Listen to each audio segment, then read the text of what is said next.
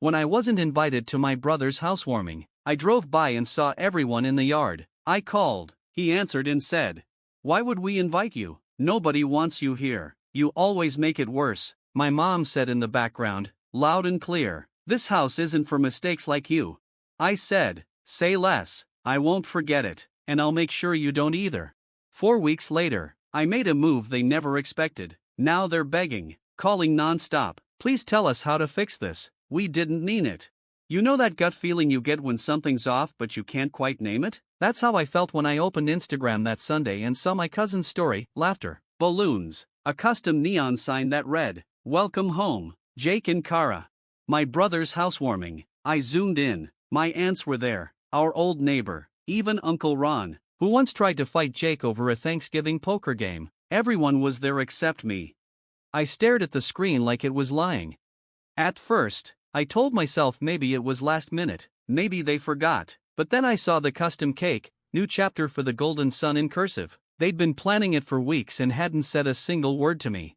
Jake and I weren't super close growing up. He was always the favorite, tall, athletic, charming, and that kid who gets away with everything kind of way. I was the quieter one, the reader, the one who paid rent at 19 and helped mom out when dad walked, the one who got blamed when family tension made her cry. I didn't plan to go over there, I really didn't, but something about it lit a fuse in me. Maybe I just needed confirmation that I wasn't crazy. So, I got in my car. The new place was only 20 minutes from my apartment. I parked down the street and walked up the sidewalk, staying hidden behind a row of bushes. And there they were, all of them, laughing, drinking, playing lawn games in the yard like a Hallmark movie. I called. It rang twice. "Yeah," Jake answered, distracted. I could hear the music in the background, glasses clinking. "Hey, just saw the party. I didn't know you were having one." Silence, then a sharp exhale. "Why would we invite you?" I froze. He wasn't drunk, he wasn't laughing, he was dead serious.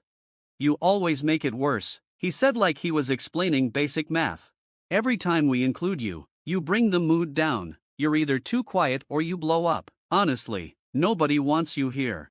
Before I could respond, I heard her, my mother. She was laughing at something someone said. Then she turned toward the phone. Her voice cut through the background like a knife.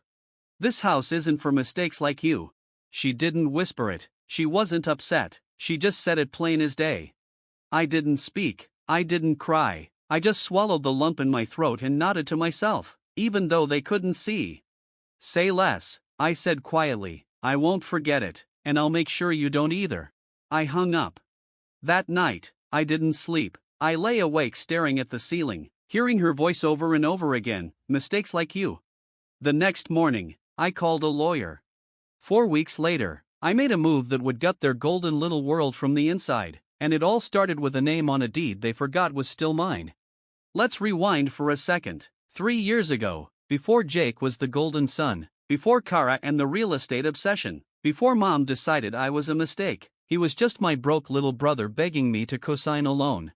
The house belonged to our grandparents. It sat abandoned after Grandpa passed and Grandma moved into assisted living. The house needed work, roof damage, ancient plumbing, termite issues. No one wanted it, not even Jake, but I did. I offered to buy it out from the family, but Dad, still barely in the picture, insisted that things stay in the family, and Mom guilt-tripped me into giving Jake a chance. She said, "Help him get on his feet and he'll take care of the place." I agreed foolishly.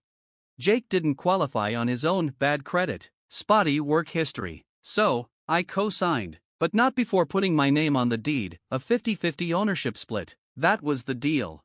I even paid the first $20,000 in repairs up front. I handled the permits, lined up the contractor, paid the taxes when Jake forgot. For a year and a half, I carried the house on my back while Jake and Kara got settled. Then Kara got pregnant, and suddenly I was being phased out. No updates, no thanks, no repayment, just silence until I saw that party, until I heard her say those words. So, 4 weeks later, with every legal document neatly filed, I made my move. It started with a certified letter delivered straight to their mailbox, notice of intent to sell ownership share. Jake called me immediately, the first time in months. "What the hell is this?" "Oh, you read it," I said calmly. "Good, I wasn't sure if you were still pretending I didn't exist. You can't sell the house, he shouted. We live here. No, I corrected him. You live in my house. You signed it over, remember? You were never supposed to actually do anything with it. He snapped. I laughed. You mean I was just supposed to fund your little starter home and disappear? You're being dramatic. This is family. No, Jake, I said, voice ice cold. Family wouldn't call me a mistake behind my back or, in this case, directly to my face. The next few days were chaos. I hired a real estate attorney, sent a formal notice of sale, had the house appraised. I made it clear, either they buy me out at market value $278,000 or I'd file a petition action and force a sale in court. I wasn't bluffing, they knew it, and suddenly they remembered I existed. Mom called first, her voice shaky. Sweetheart, this is getting out of hand. Was it out of hand when you called me a mistake? I asked. That was taken out of context. I was there, I heard you, I didn't mean it, but you said it.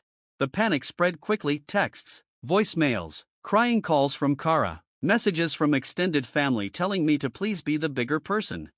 Jake offered $40,000, said that's all they could afford. I countered with $278,000. They ghosted me for 2 days, then came crawling back. When I didn't respond, they called again and again. Finally, I got a voicemail from Mom, her voice raw from crying. Please just tell us how to fix this. We didn't mean it. This family can't fall apart. Not like this. I didn't delete it. I saved it because I wasn't finished yet. I waited, not out of pettiness, not to twist the knife, but because timing mattered. They needed to feel it, the fear, the uncertainty, the slow unraveling of the fantasy life they built on my back. I wanted them to sit in that tension and listen to the echoes of the words they once casually threw at me. Mistake. They thought I was bluffing, that maybe I'd back off after the first round of voicemails, that guilt or pressure from extended family would wear me down. It didn't. Instead, I followed through, filed the formal petition with the court, petition by sale. If they couldn't buy me out at market rate, the house would go up for public auction. Didn't matter if they had a baby, didn't matter if their dog loved the yard. Legally, it was business, cold, clean, documented. My attorney said I had a strong case. The judge would likely side with me unless Jake could prove I'd willingly forfeited my share or acted in bad faith, which he couldn't. I had the receipts, the bank transfers, the original agreements, emails. Hell, I still had the text where Jake said, "Thanks again for being the only one who shows up when it matters."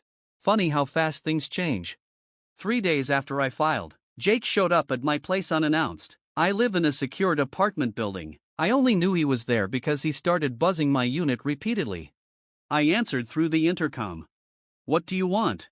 Can we just talk?" he asked. "Not like this. Please." I didn't even buzz him in, I just walked downstairs.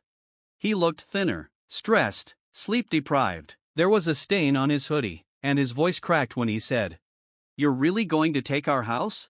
I looked at him, really looked at him.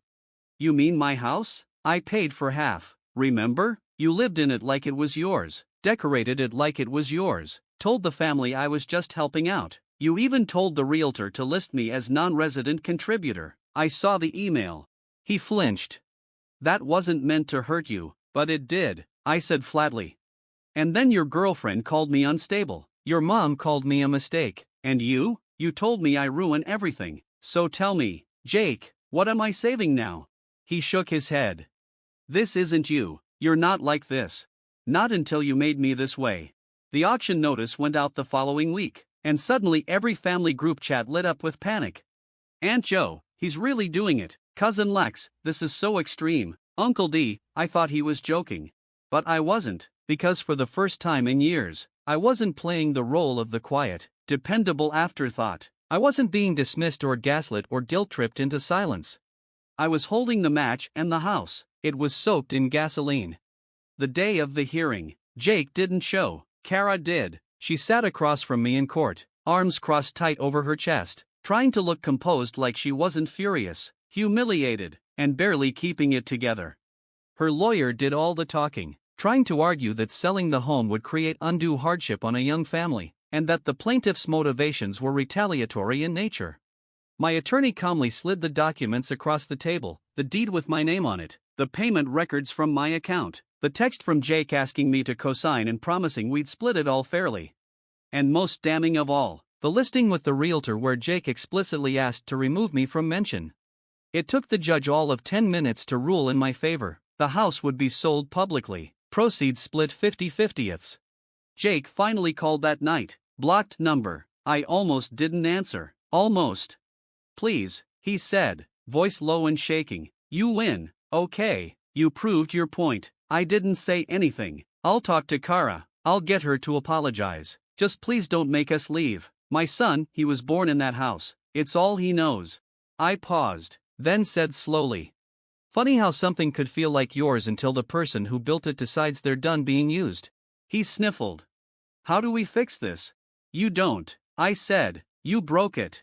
The auction went through. The house sold well above market. Actually, hot neighborhood, good bones, a younger couple, no kids, snatched it up in days. Jake and Kara had 30 days to vacate. I didn't show up. I didn't gloat. I didn't post anything. But I did get a text from Kara the day they moved out. You'll regret this one day. Family doesn't do this to each other. I stared at the message for a long time, then replied. You're right, real family doesn't. That's why I finally stopped being yours. Blocked her. Weeks later, I drove by the house, not to rub it in, just to see it one last time. The new owners were outside painting the porch, laughing, holding hands, music playing softly from a speaker in the window. A fresh start, a clean slate, a home no longer carrying the weight of other people's expectations. I didn't stop, just kept driving, but in my chest, for the first time in a long time, peace. And for once, I wasn't the mistake, I was the one who corrected it.